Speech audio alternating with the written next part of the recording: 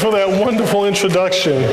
I know that there are a lot of 7th District Democrats here, but are they, not Democrats, 7th District residents here, but are there any 4th District residents here? All right, my bosses, it's good to see you all this morning, this afternoon. You know, the reason I ran for Congress in large part was because of the environment.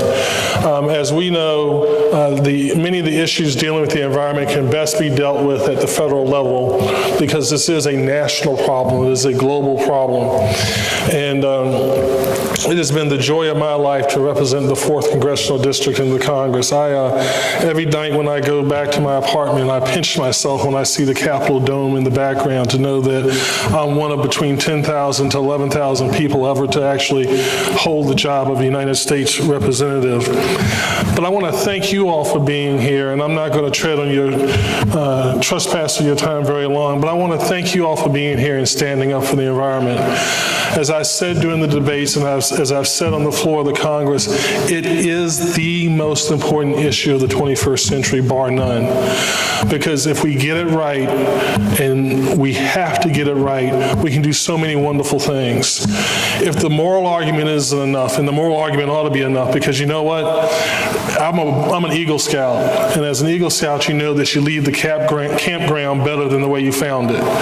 And so too it is with our planet. We of my generation, that's the class of 1961 and above, have to do what's necessary to leave a clean earth for our children and our children's children.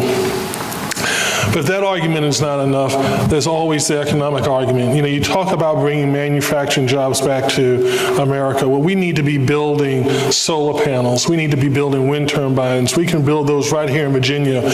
We need to protect our naval assets. Part of this 4th Congressional District of mine that I'm privileged to represent has tidewater in it.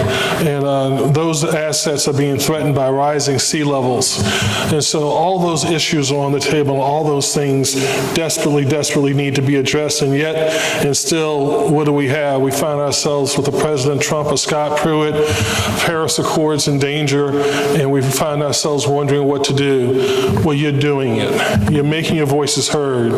And I would suggest to you, in just the same way as you see the Republicans having problems with the health care bill, if you continue to be vocal, if you continue to speak out, you'll see them have issues with what they're trying to do to the environment. And again, we cannot allow that to happen. Recently, I was able to join a couple of caucuses dealing with the environment, and we even started a new caucus. It's 3 of us. We're all freshmen, and this caucus is dedicated to making sure that low-income folks, the marginalized, and people of color have a voice in this conversation, because you know what?